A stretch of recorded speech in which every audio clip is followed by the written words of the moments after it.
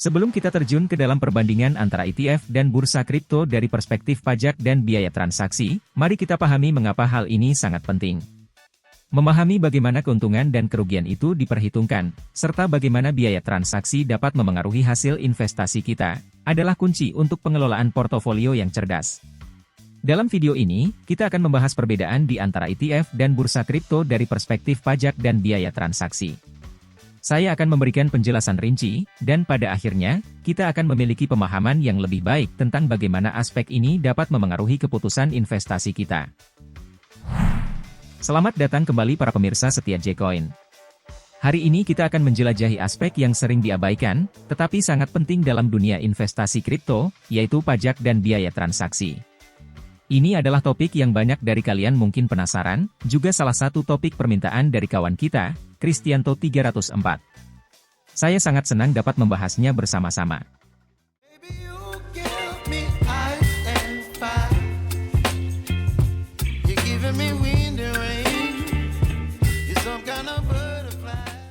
Mengapa pajak dan biaya transaksi penting? 1. Pajak. Investasi kripto, seperti halnya investasi lainnya, memiliki implikasi pajak yang perlu dipahami. Pemahaman yang baik tentang perlakuan pajak dapat membantu kita mengoptimalkan keuntungan dan menghindari potensi masalah pajak di masa depan. 2. Biaya transaksi. Biaya-biaya seperti expense ratio di ETF, atau spread dan fee trading di bursa kripto, dapat memengaruhi hasil investasi kita. Memahami bagaimana biaya-biaya ini bekerja adalah langkah awal menuju pengelolaan portofolio yang efisien. Aspek pajak di ETF dan bursa kripto, beserta contohnya. Mari kita mulai dengan merinci aspek pajak dari investasi di ETF dan bursa kripto. Pajak memainkan peran kunci dalam penentuan hasil akhir dari investasi kita. 1. Perhitungan keuntungan dan kerugian. Pertama-tama, mari kita bahas bagaimana keuntungan dan kerugian dihitung untuk investasi di ETF dan bursa kripto. Di ETF, keuntungan atau kerugian seringkali dihitung berdasarkan peningkatan atau penurunan nilai bersih aset atau NAV dari dana tersebut. Pemegang saham di ETF dapat menghadapi pajak capital gain jika mereka menjual saham mereka dengan keuntungan. Di sisi lain, di bursa kripto, keuntungan atau kerugian dihitung berdasarkan selisih harga saat pembelian dan penjualan. Pemegang kripto mungkin dikenai pajak capital gain atas keuntungan yang diperoleh dari transaksi ini. 2. Perlakuan pajak. Sekarang, mari kita lihat apakah ada perbedaan dalam perlakuan pajak antara investasi di ETF dan bursa kripto. Pada dasarnya, perlakuan pajak bisa berbeda tergantung pada yurisdiksi tempat Anda tinggal. ETF seringkali memiliki keuntungan dari perlakuan pajak yang lebih efisien. Beberapa distribusi yang diterima oleh pemegang saham ETF mungkin memiliki karakteristik pajak yang lebih menguntungkan dibandingkan dengan pendapatan dari bursa kripto. Di bursa kripto, pajak capital gain mungkin diterapkan secara lebih langsung. Ini dapat mencakup keuntungan dari transaksi jual beli mata uang kripto atau keuntungan dari penambangan kripto.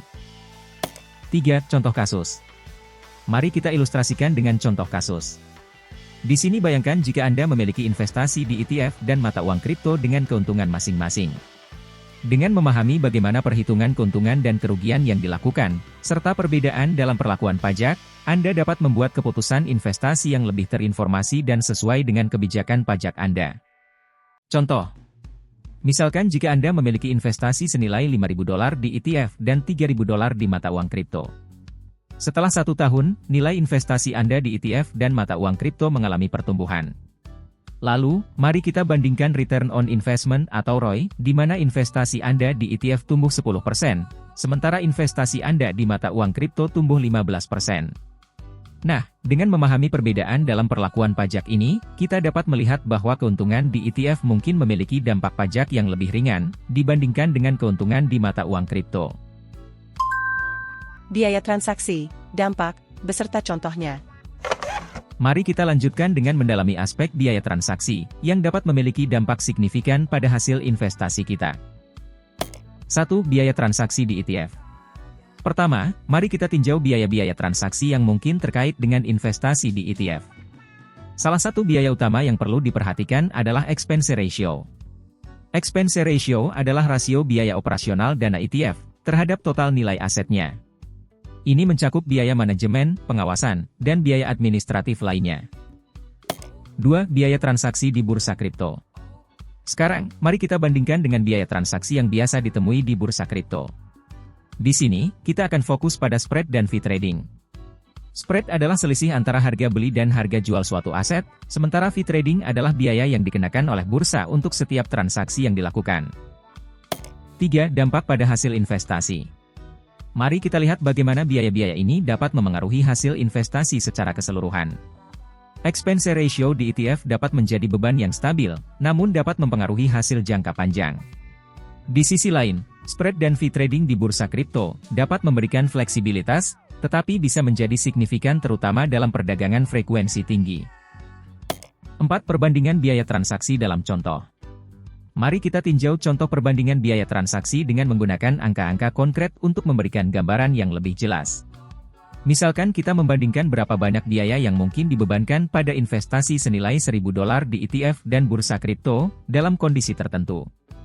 Contoh, di sini kita akan membandingkan berapa banyak biaya yang mungkin dikenakan pada investasi senilai $1.000 di ETF dan bursa kripto dengan asumsi perdagangan yang dilakukan selama 1 bulan, dengan frekuensi atau kondisi tertentu.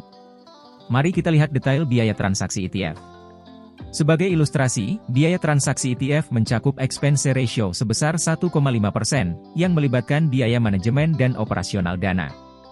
Lalu mari kita lihat detail biaya transaksi bursa kripto. Misalnya, di bursa kripto, pemegang aset mungkin menghadapi spread sebesar 0,8% dan fee trading sebesar 0,2% per transaksi. Selanjutnya, kita dapat melakukan perhitungan total biaya dengan menghitung expense ratio ETF dan spread serta fee trading di bursa kripto, di mana kita dapat melihat total biaya transaksi untuk kedua investasi. Nah, di sini kita bisa melihat dampak pada hasil investasi. Meskipun biaya transaksi mungkin terlihat kecil, namun dalam jangka panjang, mereka dapat memberikan dampak yang signifikan pada hasil investasi Anda. Dengan memahami perinciannya, Anda dapat melihat bahwa total biaya transaksi untuk investasi tersebut akan menjadi $25, dengan $15 berasal dari expense ratio ETF, dan $10 dari spread dan fee trading di bursa kripto. Contoh tentang pajak ETF Bitcoin di Amerika Serikat. Saat menjual posisi ETF Bitcoin di Amerika Serikat, Anda akan menghadapi peristiwa kena pajak, tergantung pada keuntungan modal jangka panjang atau jangka pendek. Pada dasarnya, perlakuan pajak untuk ETF Bitcoin mengikuti aturan yang sama seperti perdagangan mata uang kripto. Membeli saham ETF Bitcoin tidak dikenakan pajak, dan memegangnya juga tidak menarik beban pajak. Pajak hanya diterapkan setelah Anda menjual posisi ETF Bitcoin. Jika Anda memegang ETF Bitcoin lebih dari 12 bulan, tarif pajak keuntungan modal jangka panjang akan diterapkan, berkisar dari 0% hingga 20%. Sedangkan, jika Anda memegangnya kurang dari 12 bulan, tarif pajak keuntungan modal jangka pendek berlaku, berkisar antara 10% hingga 37%. Di atas batas pendapatan tahunan tertentu, Anda mungkin harus menghadapi tambahan pajak pendapatan investasi bersih atau NIT sebesar 3,8%. Beberapa ETF mungkin memberikan dividen, meskipun hal ini jarang terjadi pada ETF Bitcoin. Jika Anda menerima dividen, pajak penghasilan biasa akan dikenakan. Pertanyaan umum yang sering muncul. 1. Apakah pengeluaran Bitcoin ETF dan aset kripto yang ada di bursa dapat dikurangkan dari pajak? Secara umum, pengeluaran Bitcoin ETF, termasuk rasio pengeluaran seperti pada ProShares Bitcoin Strategi ETF, 0,95%, tidak dapat langsung dikurangkan dari pajak. Meskipun demikian, pengeluaran ini memiliki potensi untuk memengaruhi nilai investasi Anda, yang nantinya dapat berdampak pada keuntungan saat menjual ETF. Analoginya, ini serupa dengan dampak biaya perdagangan saat menjual saham, dan hal yang sama berlaku untuk aset kripto yang Anda beli di bursa kripto. 2. Apakah saya perlu melaporkan ETF Bitcoin dan aset kripto yang ada di bursa atas pajak saya? Sangat penting untuk melaporkan penjualan ETF Bitcoin pada laporan pajak Anda. Ini mencakup pencatatan keuntungan atau kerugian pada formulir 8949 dan jadwal D formulir 1040. Selain itu, jika Anda menerima bunga atau dividen dari ETF Bitcoin, Anda juga harus melaporkannya sebagai pendapatan biasa pada pengembalian pajak penghasilan Anda, sebagaimana halnya dengan pendapatan bunga atau dividen tradisional. Prinsip yang sama berlaku untuk aset kripto yang Anda beli dari bursa kripto.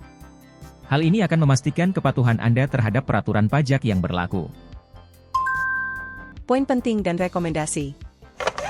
Mari kita ringkas poin-poin penting yang telah kita bahas dalam perbandingan antara aspek pajak dan biaya transaksi di ETF dan bursa kripto. Poin penting. 1. Pajak.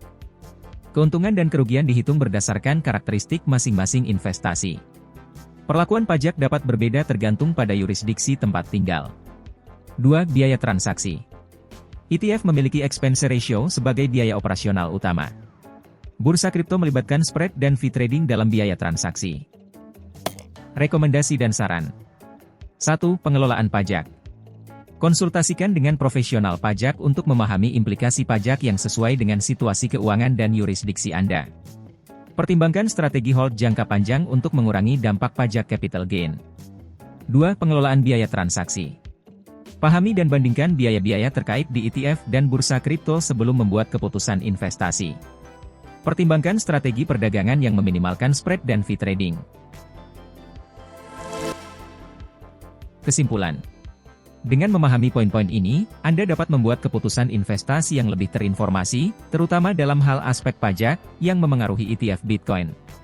Perlakuan pajak yang diterapkan pada penjualan ETF Bitcoin di Amerika Serikat mengikuti aturan yang sama seperti perdagangan mata uang kripto. Namun, perlu diingat bahwa informasi perpajakan dapat berubah seiring waktu dan tergantung pada regulasi setempat.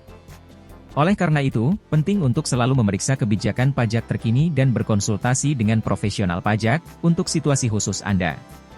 Tentu, pemahaman ini adalah langkah awal dan penting untuk terus memperbarui pengetahuan Anda seiring perubahan pasar dan regulasi pajak. Pengelolaan pajak yang bijaksana dapat membantu mengoptimalkan keuntungan dan menghindari potensi masalah pajak di masa depan. Sekarang giliran Anda. Saya sangat ingin mendengar pengalaman atau pertanyaan yang mungkin Anda miliki tentang topik ini. Jangan ragu untuk berbagi di kolom komentar di bawah. Diskusi adalah kunci untuk memahami lebih lanjut dan tumbuh bersama komunitas investasi kita. Jika Anda menikmati konten ini dan ingin terus mendapatkan wawasan terkini seputar dunia kripto, pastikan untuk menekan tombol langganan dan aktifkan lonceng pemberitahuan. Ini akan memastikan Anda supaya tidak melewatkan video terbaru kami.